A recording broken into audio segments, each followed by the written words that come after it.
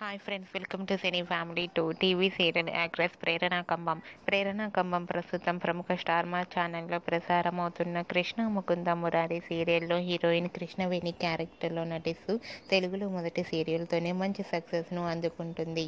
ప్రేరణ సీరియల్లోనే కాకుండా కొన్ని టీవీ షోలలో కూడా పార్టిసిపేట్ చేస్తూ సందడి చేస్తూ ఉంటుంది.